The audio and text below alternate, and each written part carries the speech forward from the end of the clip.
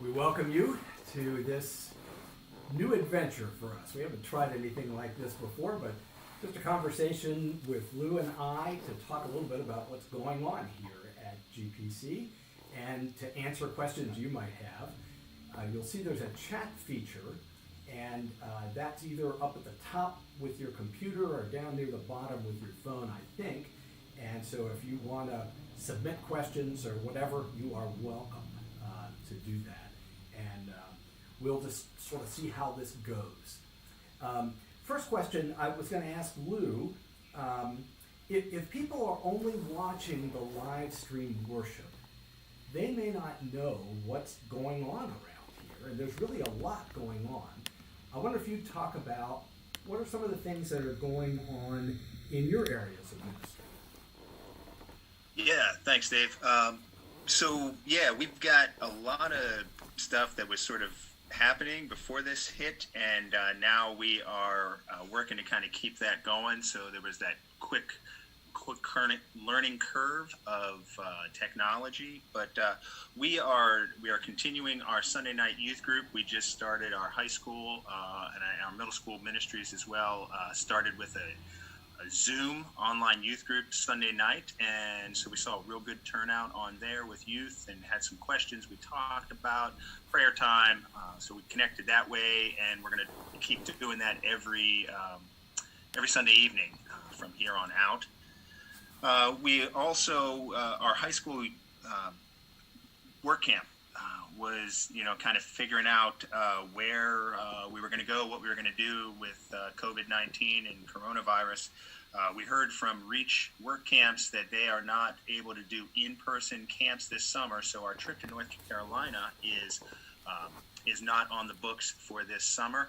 However, they are encouraging youth groups to do mini work camps in their hometowns when, following appropriate guidance from CDC, they're able to get out and do these types of things. We are blessed, I would say, here in Gettysburg Pres to have Brian Campbell, an elder and property team chair, who was working with Reach to bring a local camp. So we are seeking to come up with a few sites that we might be able to work on, and are hoping to keep the same week we had originally intended, and maybe pair up with some local youth groups to fulfill that mission and ministry. And the Reach overarching Reach mission trips is going to provide their assistance and their logistics and their programming to help us with that. So we've got work camp that we're hoping to keep going this summer, and we'll keep everyone posted as we learn more. Our high school youth group started back up. Confirmation class will begin. We have about 3 more lessons to go there. Then they'll write their statements of faith, and then we will meet with the session. All this taking place in the realm of Zoom right now. So working to get the confirmands back into the classroom on Zoom. Also, a couple other highlights too. We had on the website, if you haven't found it yet, there is a COVID-19 info tab that has a lot of resources there, and everything from spiritual faith resources to community need resources and how you can help in this time. One of the things that is listed there is the mask making for WellSpan Health, and so there's an instruction sheet on there you can download, as well as how to make those donations to WellSpan. If one is not able to get those directly to WellSpan, we have a bin outside the fellowship hall door that they can drop those into, and we will arrange for those to get delivered. Also, early on, we had realized that when we moved away from in-person worship, that we would need to connect socially while the distance is on hold. And so our elders and deacons, some Stephen ministers, and other folks have been making phone calls. We divvied up pages in the church directory. So you may have received a phone call now. If you didn't, it may mean we did not have you in that directory when it went to print, or we're finding a lot of incorrect contact information. So if we need to update that in any way, if you just want to email the church office, we can get that taken care of and get someone in touch with you, just to maintain a social connection during physical distance. Yeah, that's kind of what's happening in my neck of the woods, as they say. All right. Just a technical matter here. Mark, did you see the chat comment about the audio? Okay. Working on it. Sorry. Mark Worley, who helps us with our live stream Sunday morning, is here helping us with this as well. I'm in the church office. Lou is at home, and we're maintaining our social distancing in that way. I'll talk a little bit about what's going on in some of the areas that I'm connected with. A couple of our committees have met virtually, mostly using Zoom, and that seemed to be pretty effective, and I expect some more committees to do that as things move along. Our session met this past Sunday via Zoom and dealt with a couple of matters that were before us at that time. One of the decisions they made was to continue to do a live stream worship only until we hear from CDC and state officials that it's safe to come back together again. So we don't have a date set at this time. We're waiting for guidance from our public health officials on that. Mission trips. We have had some trips that won't be happening. Lou mentioned the teen work camp won't be going to North Carolina, but may do something here locally. Our South Dakota trip has been canceled. Our South Carolina trip will take place in the fall. I think it's late September or October. Our Mexico trip, we're on a wait and see right now. So we need to hear, once again, from public health officials, both here and in Mexico, to see if it's going to be safe. And I anticipate we'll make a decision mid to late May on whether we'll be able to go on the Mexico trip or not. Honduras trip, I don't think we have anyone who has signed up to go on that one this year. And I'm not sure what the family trip is doing. Last I heard, they were on hold as they were trying to connect with Camp Chrisland and figure out if indeed they'll be able to do anything there or not. Our staff continues to work mostly from home, but some come in here to the office for a couple hours here and there, and would appreciate hearing from you. They want to interact with you, so don't hesitate to call them. And today would be a great day to contact Penny Messenger, our administrative assistant, as this is the National Administrative Assistance Day. So you could send her a text or an email or give her a call and let her know how much you appreciate her work, which has just been wonderful for all of us. We also are staying in touch with our missionaries. They are dealing with the same kind of issues around the world that we're dealing with here, but they don't have good healthcare systems in place. And so it's a little scarier for some of them. So we encourage you to keep them in your prayers. And we're trying to get some video from them talking about the challenges they're facing now, which we'll include in worship when we receive those. We also have a spiritual gifts class that will be starting next week, and you can contact Jen Clark or Megan Ziegler about that. There's information on the website about how to do that, and I'm sure they would welcome you to their online spiritual gifts class. We also have worship committees who are beginning to start talking about what is worship going to look like when we are finally permitted to come back together. That may be under some restrictions, and we may not be able to do things exactly the way we're used to doing them. And so our contemporary worship team, as well as our traditional worship team, are starting conversations about some of those issues. So as you can see, there is a lot going on around here at GPC, and we appreciate your continued prayers for all of those activities and ministries. Another question I had, Lou, I'd be interested in what you think about this. How do you think the social, physical restrictions are affecting our church and our members, both positively and negatively? It's a really good question.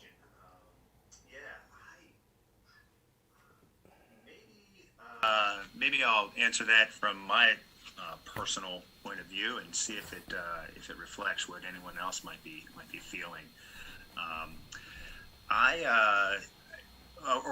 Okay, let me answer that by saying one of the statements that I heard at our Sunday night Zoom with the youth group was something to the effect of, one of the students mentioned, I didn't really realize how much I liked school until I didn't have school. So that connection of seeing folks either on the ride there in the morning or during the opening classes. And I think that's kind of it. It's I go outside in the yard, or I take a walk on the battlefield or something, and I realize it feels like a snow day without the snow.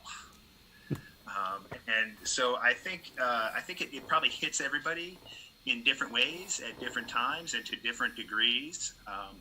If anyone's like me, I find myself sitting down to watch a little television in the evening, and the most mundane of commercials, I can feel emotion start to root up within me, and I think, why am I crying at the whatever commercial? So yeah, there's a lot of stuff there, and I'm trying to learn how to balance my physical health and my emotional health and that. So I think there's it's sort of just a mix. Everything kind of just weaves together. So that's how I'd answer that. Okay, thanks. Yeah, we do have some folks in our congregation who have lost their jobs. Some have been furloughed. Others are furloughed but still getting paid. And others have had to make major changes in the way they do their work. I think particularly of our teachers who have had to learn or are having to learn how to teach online. One of our teachers said, they're expecting me to do this, but I've never had any training as to how to do it. And so I think it's challenging for a number of our folks who are working and for our students. Some of our students take to this kind of online learning very well, and others don't. And so I think it's hard for students, and then of course for parents who are trying to support their students in this. And of course we have folks who are in the medical field. Some of them are working a lot more hours. Others are working less hours because there has been virtual elimination of many kinds of surgeries. So I think work-life changes have affected a lot of our folks. And for some of them, that's been a significant financial issue as well, as they no longer have the income that they were counting on. And that creates stress and fear and worry. So I think those things are around with a lot of our members right now as a result of this. I think as a church, we really miss seeing each other and seeing a lot of each other on Sundays. But we've had a lot of one-to-one contact. Lou mentioned earlier those phone calls that are going out to all of our members from our elders and deacons and Stephen ministers and others. And we've gotten a lot of positive feedback from that. And people just member to member have been doing a lot of contacting of one another. And that's wonderful to see. And I'm hoping that will strengthen and build some relationships that will carry on after the virus threat is over. All of us, I think, are improving in our technical abilities. Some of us more than others. I'm not real good at this, but others are really making a lot of progress with this. Some of those capabilities I think we'll probably continue to use going forward, even after the social distancing is done. And I'm guessing there's going to be a phase-in time where there still may be social distancing, but some groups are allowed to meet. We'll have to see how that works out. I would point out that our giving has been strong. We were concerned about that going forward. When people aren't coming to worship, are they going to keep giving to support God's work here? And by and large, people have been. Our financial report for March was very positive. So thank you to all of you who are continuing to support this work financially. And our worship participation appears to be strong too. We've often had more devices tuned in during worship than we would have people sitting in the pews on a Sunday. And so I'm really pleased about that. And I'm hoping that even after we are able to come back together, that some folks who aren't able to get here or who are away will continue to use the streaming service so they can participate in worship with us. Let me take a look and see if there are any comments over here I need to respond to.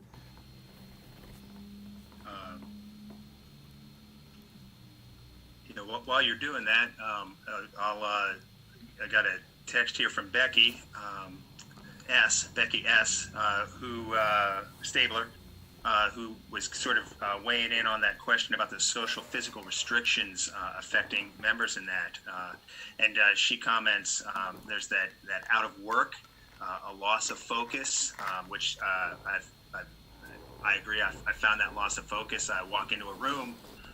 What did I come in here for? I leave the room. I remember. I go back in the room and nothing.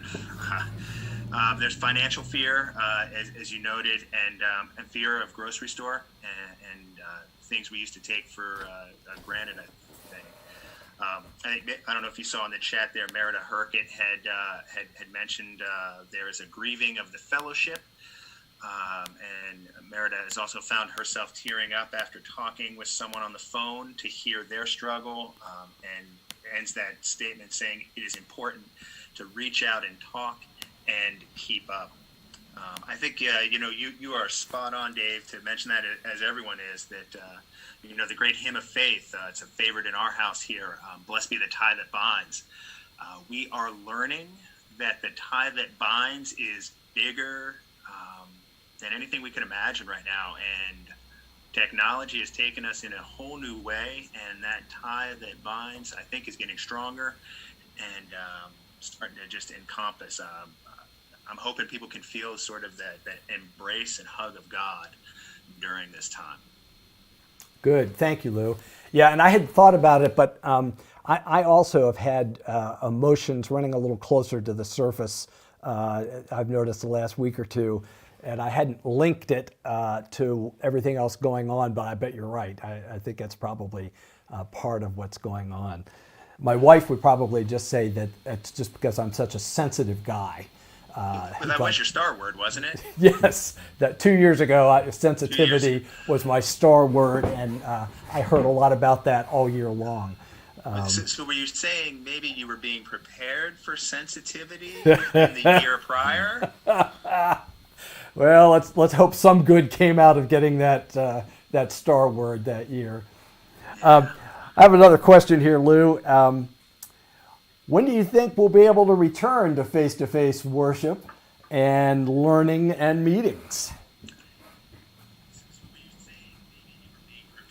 I do not know. I think it's going to probably it's going to be an interesting phase in. Because even once, as CDC starts to weigh in with more updates and more understanding, and the health professionals, I don't know. I mean, I'm hopeful for, sooner rather than later, but I don't want to rush the timetable. I want to do it when it's appropriate and when it's safe. And even when we do get back to face-to-face worship, learning, and meetings, our numbers may look different over the course of that time, because who knows? It'd probably be a phase-in, I'm guessing, with limited numbers or no more than so many numbers. Physical distancing will still be an issue, concern. I think an appropriate concern to, as I understand it, to keep this curve flattened, and until until there's a preventative nature for this vaccine that we can use, it's going to look a lot different lot different. So I guess the answer to that question is, I don't know. Yeah. Well, I don't think any of us know, and that's part of what makes this difficult, is not having an end date to kind of look forward to and say, well, when we hit this date, then we're going to be okay again. We don't have that. So we're having to live with this sort of ambiguity about what our future is going to look like. And I suspect that different activities and gatherings may start up at different times, and they may start up in different ways than we have done them in the past. Again, depending on the kind of guidance we receive from the CDC and from our Pennsylvania public health officials.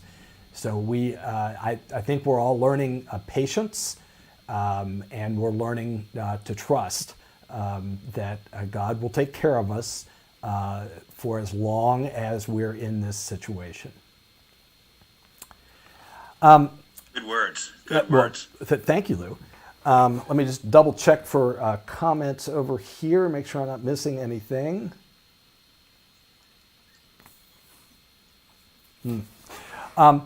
The last question I had, and so we're not planning to be here real long. The last question is, what long-term effects do you think all of this may have on our church?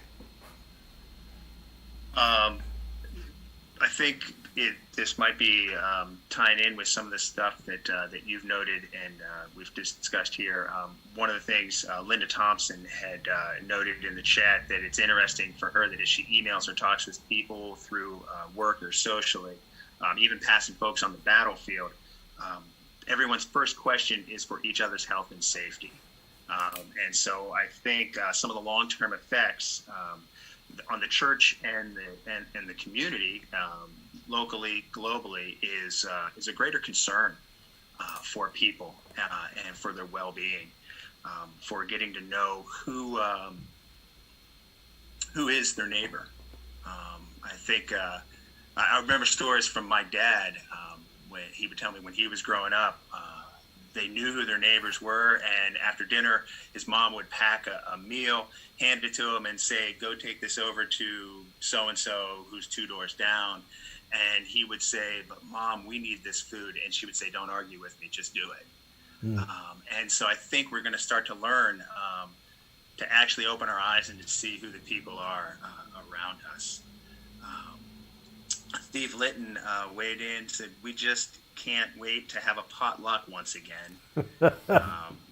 And he was, I think, commenting in on Alex Nairi. We don't need to go to this question necessarily, but he had a quick question. Can Luke comment on the rumor that he'll make chicken wings for the first potluck supper, and can he share the recipe? So that's one of the things that I've been learning during this time. I learned how to make chicken wings last night at home, and apparently they worked out pretty well. Yeah, I hope you do make them for when we get back with our potluck. That'll be a fun way to celebrate. In terms of long term, I'm interested to think about ways some of our practices may change because of this. And I just, off the top, we've been talking a little bit about when worship restarts. If we still, don't have a vaccine yet and still need to be careful, will we pass offering plates anymore? Will we pass communion plates anymore? Will we handle hymnals anymore? Will we hand out bulletins? A lot of things that we just sort of take for granted. Some of those practices may need to change in order to keep everybody safe and healthy. On a more sort of spiritual side, you had mentioned earlier, Lou, that when you're without something for a while, sometimes your appreciation for it really grows. And I suspect that will happen with a number of our members whose appreciation for GPC will have grown over this period. And that's a positive thing for us, because this is a place that's doing wonderful things for God's work among ourselves and in the world. I also wonder about culturally what impact this is all having spiritually. It is bringing us closer to death than most of us are comfortable with. But that raises important spiritual questions for people. And churches are places you can go to wrestle with those questions. And so I'm hopeful that one of the longer term effects is that people might consider getting involved with the church to explore issues of mortality and death and suffering in the world. That remains to be seen, but that's, for me, something that potentially might happen. Yeah. Jen Daniels weighed in on the chat. I think speaks to what you're talking about, Dave. We are missing everyone, but we know that with all the questions and emotions during this time, God is in charge and is walking with us. I saw a question that, and it just flashed on the screen, and apparently the person's having trouble with the chat feature, and so I think it came to me as an email. And I think they were asking about small groups. And we do have a couple small groups that are meeting via Zoom. I'm involved in a Tuesday night group, and we have been meeting with Zoom now for probably a month, maybe 6 weeks. And that's working pretty well.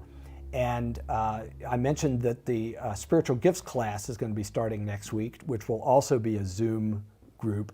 You may also remember that the Brewbakers led a Zoom small group during Lent.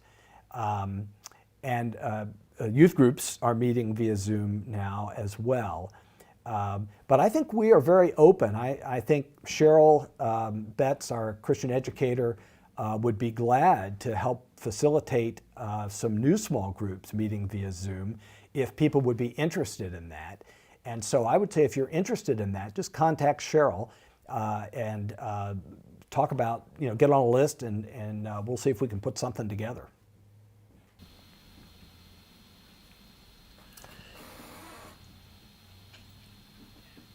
All right. Well, Lou, I think we're about done, unless you've got more for us. Well, Amanda Ott just chatted in. I miss everyone so much, especially my nursery kiddos, but this situation has definitely brought our family closer to God.